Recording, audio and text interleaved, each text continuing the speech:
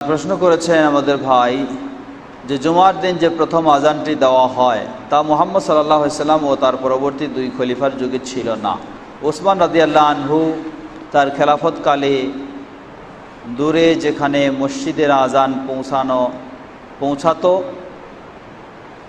পৌঁছাতো না বিধায় মসজিদ থেকে দূরে এ আজান চালু করেন। কিন্তু আলী রাদিয়াল্লাহু আনহু পরবর্তীতে কুফায় খেলাফত প্রতিষ্ঠা করেন যে সেখানে তিনি এই আজান প্রয়োজন মনে করেননি বিধায় তা চালু করেননি। তাহলে এখন এই আজানটি মসজিদ থেকে বহু দূরে দেওয়া হয় না বিধায় একে উসমান এর সুন্নাত বলা যাবে কি?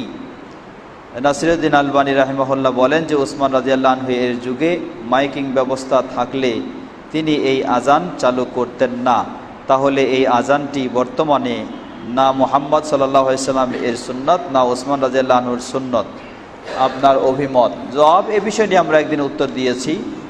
আমরা বলেছিলাম যে কোনো সন্দেহ নেই রাসূল সাল্লাল্লাহু আলাইহি ওয়াসাল্লাম আবু বকর রাদিয়াল্লাহু আনহু এবং ওমর রাদিয়াল্লাহু আনহুর সময় যে আজান ছিল সেটি হলো মেম্বারে যখন খুতবা দেওয়ার জন্য খতিব বসেন সেই সময়ে যে আজান দেওয়া হয় এই আজানটি ছিল, এটাই হলো আসল জুমার সুন্নতে আজান, এতে কোনো সন্দেহ নেই।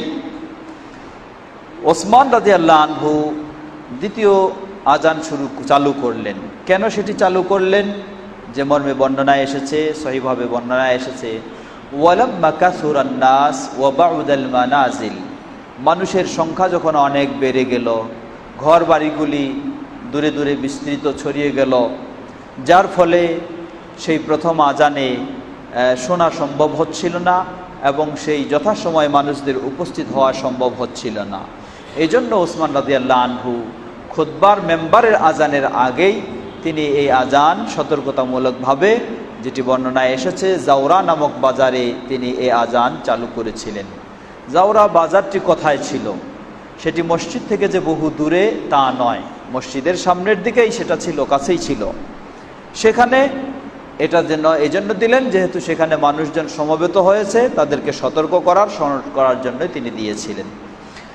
এখন আমরা বলবো যে ওসমান রাদিয়াল্লাহু আনহু তিনি যেই প্রয়োজনে চালু করেছেন, এই প্রয়োজন যদি কোথাও দেখা না যায় তাহলে আপনার জন্য সেই আজান চালু করার কোনো প্রয়োজন নেই। আর যদি ওসমান রাদিয়াল্লাহু আনহু যেই প্রয়োজনে চালু করেছেন সেই প্রয়োজন কোথাও যদি দেখা দেয় তাহলে সেটি জায়েজ হতে পারে। সেই প্রয়োজন যদি কোথাও দেখা দেয় তাহলে সেটি জায়েজ হতে পারে। আপনি বলেছেন যে আলী রাদিয়াল্লাহু আনহু কথা বলেছেন যে তিনি খেলাফত প্রতিষ্ঠা করলেন, সেখানে গিয়ে কুফায় তিনি এই আজান প্রয়োজন মনে করেননি বিধায় তা চালু করেননি। সেখানে প্রয়োজন মনে করেননি, চালু করেননি। ওসমান রাদিয়াল্লাহু আনহু প্রয়োজন করে মনে করেছেন, চালু করেছেন এবং পরবর্তীতেও সেই মদিনায় সেটি চালু ছিল। অতএব আমরা বলবো যে এই ক্ষেত্রে কোনো জায়গায় যদি এই আজানটি চালু নেই সেটা চালু করতে হবে এমন কোনো বিধান নয়, সেখানে দরকার নেই, করবেন না। আর যেখানে চালু রয়েছে প্রয়োজনের অনুযায়ী তাহলে সেখানে থাকতে পারে, জায়েজ রয়েছে। আল্লাহু তাআলা আ'লাম। এখন হয়তো বলতে পারেন যে সেই সময় যেমন এখানে একটি মন্তব্য নিয়ে এসেছেন যে মাইকের আজান যদি থাকতো তাহলে চালু হতো না। আসলে এই মাইকের আজান যদি থাকতো তাহলে এটা প্রয়োজন হতো না, হয়তো কেউ বললেন, অর্থাৎ যেটা সময় যেহেতু আগেই সংবাদ মাইকের আজানের মাধ্যমে দূরে যাচ্ছে, এই হিসাবে হয়তো অনেকেও বলতে পারেন যে এখন তো ঘড়ির দেখা দিয়েছে, তাই না? ঘড়ি আছে না সবারই হাতে, ঘড়ি আছে, মোবাইল আছে, টাইম দেখা যায়। অর্থাৎ টাইম তো আমাদের ঘোষণা দেওয়া আছে যে এতটাই জুমা শুরু হবে, তাহলে তো এই আজানটারও দরকার নাই। কি বলেন, ঠিক না? মাইক এর আজান থাকলে এটার প্রয়োজন হতো না। তাহলে আমরা বলবো যে ঘড়ি এখন যেহেতু আমাদের সবাই ঘড়ির পর নির্ভরশীল, তাহলে ঘড়ি দিয়ে আমরা জানতেছি কোন সময়টা হয়ে যাচ্ছে, তাহলে এই আজানটাও, এই আজান দিয়েও আর ডাকার প্রয়োজন নেই। তা কখনো হতে পারে না। ঘড়ির কাজ দিবে, আজানের কাজ দিবে। সুতরাং আমরা বলবো যে এটা করতেই হবে এমন নয়, আমরা বলবো যে অবশ্যই আসল সুন্নাহ রাসূল সাল্লাল্লাহু আলাইহি সাল্লামের যেটা, সেটার উপর যদি থাকতে পারে আলহামদুলিল্লাহ। এবং যারা বলতেছেন যে এটা রাসূল সাল্লামের সুন্নাত না ওসমানের সুন্নাত, এইভাবে ভাগাভাগি করাটা আমি মনে করি ঠিক নয়। বরং কেউ কেউ কেউ এই ধরনের আরও চরম বাড়াবাড়ি করে কথা বলে থাকেন। যেমন আজকে আমরা নিয়মিত তারাবির সালাত জামাতের সাথে আদায় করছি, এটা কেউ বলেন যে এটা হলো উসমান রাদিয়াল্লাহু আনহুর বেদাত, ওমর রাদিয়াল্লাহু আনহুর বেদাত, আর আজানটা হচ্ছে উসমান রাদিয়াল্লাহু আনহুর বেদাত, এই ধরনের বলে থাকে। এটি অবশ্যই ধৃষ্টতা, কোনো মুসলিমের মুখ দিয়ে এই ধরনের কথা আসা উচিত নয়। উসমান রাদিয়াল্লাহু আনহুর ইস্তেহাদটাকে আমরা কেন গ্রহণ করব? কোন দলিলের আলোকে? আমাদের গ্রহণ করার একটি সুযোগ রয়েছে। রাসূল সাল্লাল্লাহু আলাইহি ওয়াসাল্লাম বললেন, আলাইকুম সুন্নতি ওয়া সুন্নতি আল খুলাফা আর রাশিদিন। তো রাসূল সাল্লাল্লাহু আলাইহি ওয়াসাল্লামের সুন্নাহও আমাদেরকে আঁকড়ে ধরতে হবে, এবং খোলাফায়ে রাশিদিন তারা ইজতিহাদ করেও যদি কোনো কিছু চালু করে থাকে, সেটা যদি রাসূল সাল্লাল্লাহু আলাইহি ওয়াসাল্লামের সুন্নাহর সাথে সাংঘর্ষিক না হয়ে যায়, তাহলে সেটি আমরা সুযোগে বা প্রয়োজনে, সুবিধার হিসাব প্রয়োজনে সেটিকে ব্যবহার করতে পারি, জায়েজ রয়েছে। আল্লাহু তাআলা আ'লাম।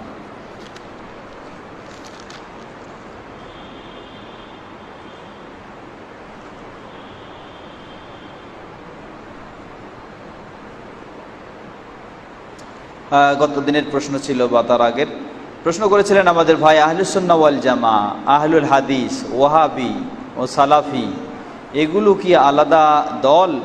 এবং যদি একই দল হয়, তাহলে কোন যুগে কোন নামে কারা ও কেন ও কোন প্রেক্ষাপটে এই লেবেলগুলো ব্যবহৃত হলো?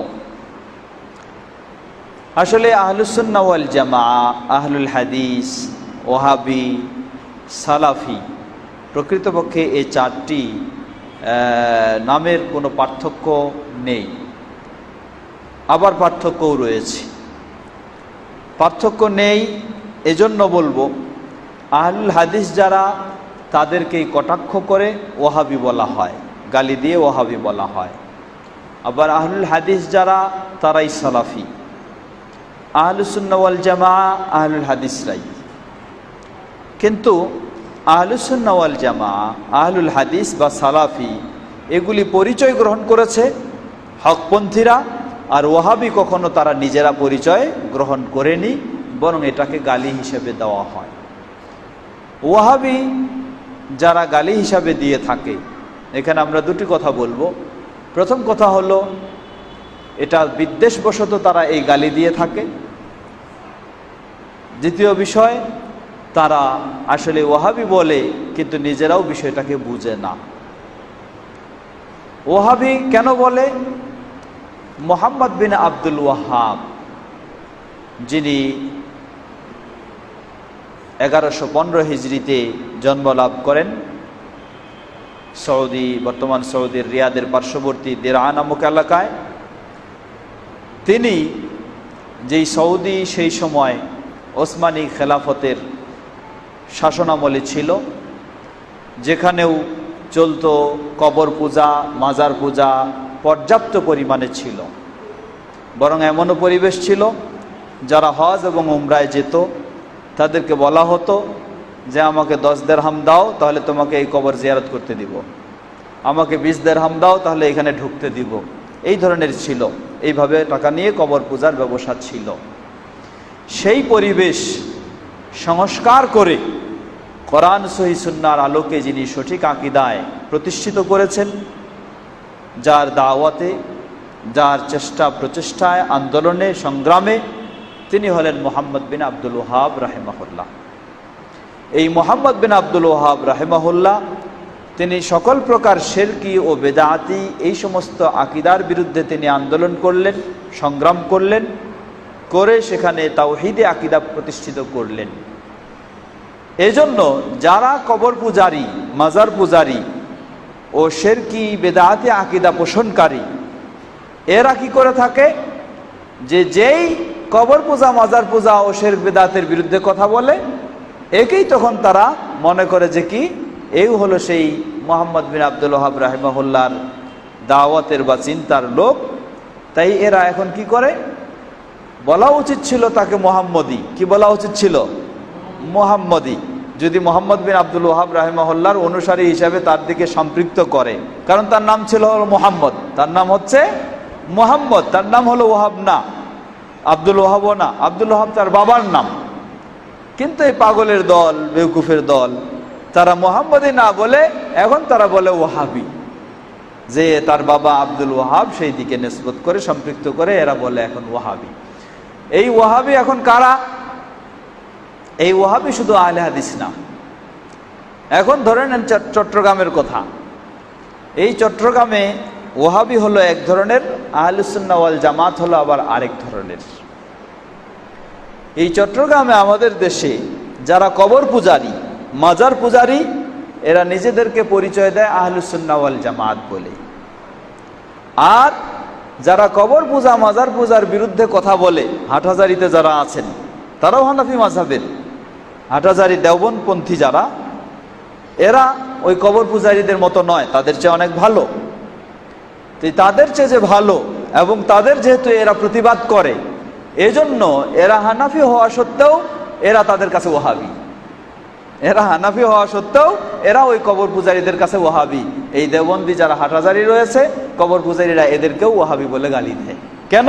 যেহেতু এরাও কি ওই কবর পূজার বিরুদ্ধে কথা বলে, মিলাদের বিরুদ্ধে কথা বলে, এজন্য এদেরকেও তারা ওয়াহাবি বলে।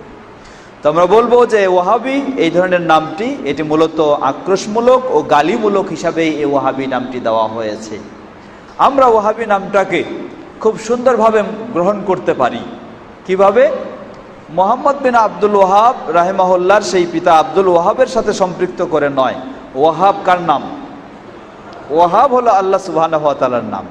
অতএব আল্লাহ সুবহানাহু ওয়া তাআলার প্রতি যারা নিজেকে সম্পৃক্ত করতে চায় তারাই হচ্ছে ওয়াহাবি।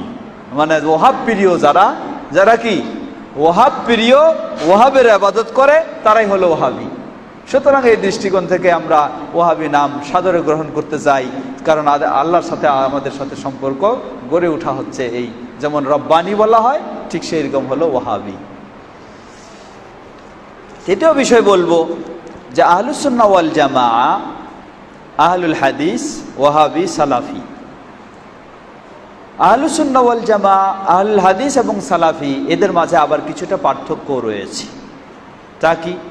বর্তমান পৃথিবীতে আহলুস সুন্নাহ ওয়াল জামাআ ব্যাপকভাবে, ব্যাপক পরিসরে চার মাযহাবের মানুষদেরকেও আহলুস সুন্নাহ ওয়াল জামাআর মাঝে অন্তর্ভুক্ত করা হয় ব্যাপক পরিসরে। কিন্তু বিশেষ মাসআলার ক্ষেত্রে আহলুস সুন্নাহ ওয়াল জামাআ, এই আহলুস সুন্নাহ ওয়াল জামাআ এবং আহলুল হাদিস, এদের মাঝে পার্থক্য রয়েছে। কারণ ব্যাপক পরিসরে চার মাযহাবের অনুসারীরা তারা মনে করে থাকেন যে কোনো একটি মাযহাব মানতে হবে, কিন্তু আহলুল হাদিসরা তারা কখনো এটা মনে করেন না। তারা মনে করেন কোরআন এবং হাদিসেই মানতে হবে, কোনো মাযহাবের প্রয়োজন নেই, কোনো তরিকার প্রয়োজন নেই, এ ধরনের কোনো মাযহাব অনুসরণের কোনো প্রয়োজন নেই।